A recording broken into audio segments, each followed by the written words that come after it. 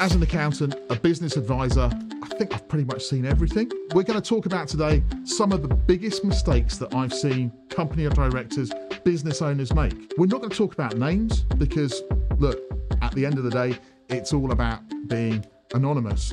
And this is about general business advice. And that's where we want to keep it. So running a business is massively hard. It is. And we will make mistakes. And some of the biggest mistakes that I've seen have turned into the biggest wins for people because ultimately they learned from the mistake. And by learning from the mistake, that allowed them to not only grow as individuals, but allowed their business to grow. So let's get into those things. Where should we start? Well, let's start with keeping 2 sets of records.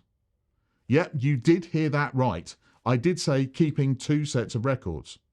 And please, please, please, please, don't ever do this. But I've heard of a circumstance, or I've seen a circumstance, where the business owner kept 2 separate books of records. Why did they do that? Because one set of books and records was about VAT and tax. And that's what they used to account for their annual accounts. That's what they did to account for their VAT. That's what they did for paying tax. So that was the set of books and records that they showed to their accountant, that they showed to their auditor, that they showed to the tax man when they had a VAT visit. And when the VAT visit was over and completed and the tax man was great, yeah, absolutely fine, all finished, and walked past a room with an open door and saw another set of books and records and asked the question of the directors, what are those? And the director basically collapsed at that point and had to admit that there were a separate set of books and records that didn't maybe reflect the set of books and records that he had just been shown. And why didn't they reflect them? Because it didn't have all the sales in it and it didn't have other things in it. And ultimately at that point, yes, he was caught red-handed. Yes, they were. That's what happened. The rest is, so to speak, is history. But at the end of the day, if you're running a business, there is only one way to run a business. And that is, call it the right way, but ultimately it's with one set of books and records. Personally, I don't have the time, the energy to write up 2 sets of books and records. I just don't. But some people think that that's okay to do that. It's genuinely not. And that then tarnishes all of us that are doing the right things all of the time with a brush that says, you're not doing the right things all of the time. And we all then have to live with the consequences of that. So just don't do it. Not paying your tax. Well, yeah. His Majesty Revenue and Customs have their challenges. It's true, trying to get through to them, trying to get information from them, trying to understand some of the things that they put out is challenging. It's difficult. But at the end of the day, one of their primary roles is to collect tax. That's what they do. And the rules that they use to collect that tax are pretty known. And they mean that there are certain timescales, there are certain deadlines that you need to meet. And if you don't meet those, there are consequences for not doing so. One of those consequences is that you will get a penalty, that there will be interest rates. You may even get a visit from HMRC to say, why haven't you paid it? And please, can we discuss a payment plan? But one of the excuses that you can't ever use is, I didn't know, Your Honour. Because in the eyes of HMRC, that's just not an excuse. The internet is an amazing resource. We all know that, but it can take you down lots and lots of different rabbit holes. But some of HMRC's advice for the main things is front and centre on the first page of Google, Bing, whoever you use to go and look for internet advice, and the Google University and all of that stuff. But the advice that's on that front page from HMRC is really straightforward and isn't into detail. It says you pay tax, you do this, that's what you do. And to not do that is just going to create challenges for you as you go forward. If you're going to use an accountant and they give you some advice, don't go and do the opposite.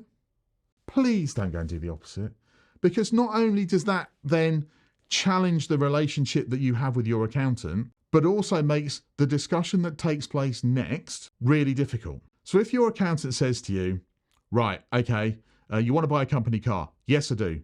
Okay, you want to buy a Lamborghini? Yes, I do. Right, okay, that would be really difficult to have as a company car, and you've got to leave that at the business premises overnight.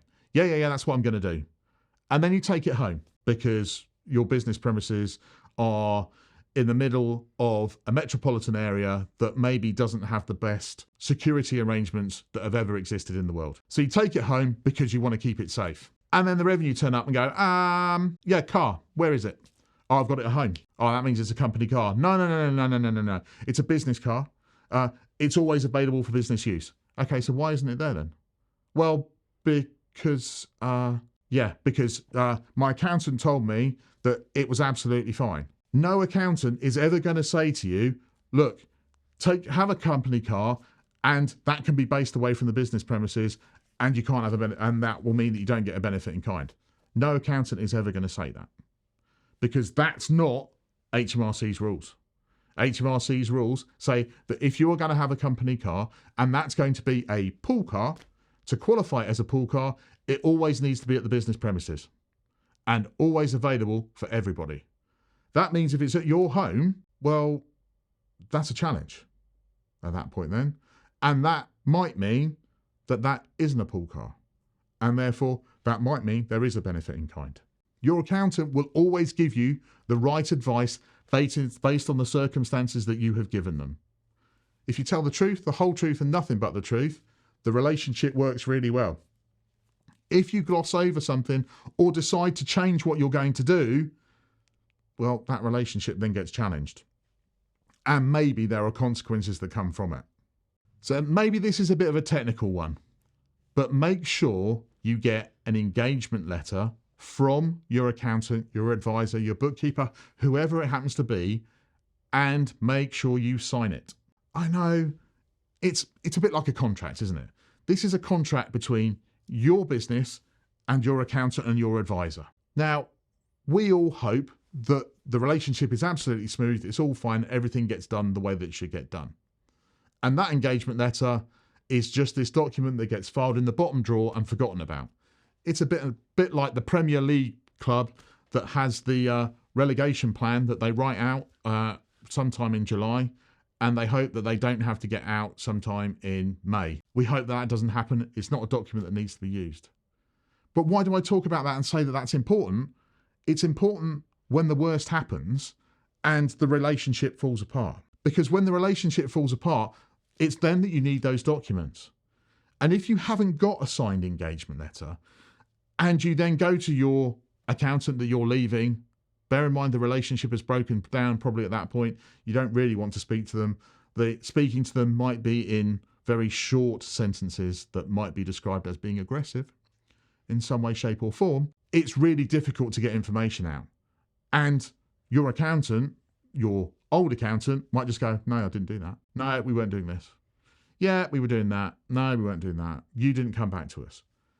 The problem is you are then in a difficult position because you need information from that accountant to move your business forward and pass on to your new accountant, but you can't get it because you haven't paid them.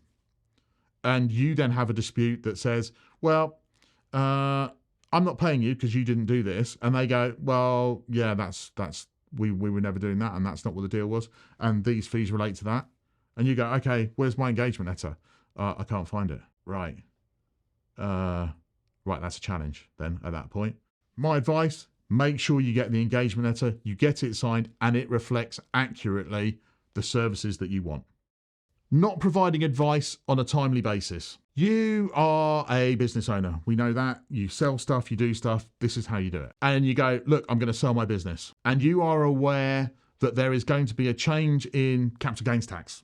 And that change in capital gains tax is going to take place next year. So you go to your advisor, whoever it happens to be, and say, look, I need advice and help and support on capital gains in relation to the disposal of my business. And that doesn't turn up until 11 months, let's say. And by that point, you're then going, okay, I've made all these business decisions about selling my business, but you've made those on imperfect information because you haven't factored in the fact that capital gains tax rates are going to double. You've not factored in the fact that, for instance, the Chancellor stands up and halves capital gains tax allowances, that rates go up, all of those things.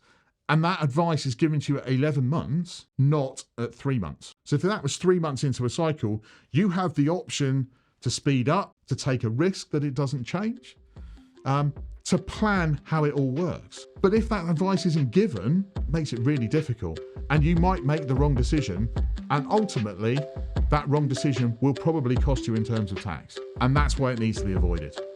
If you've enjoyed this video, then why not check out the rest of our YouTube channel for other videos that will help you in running your business.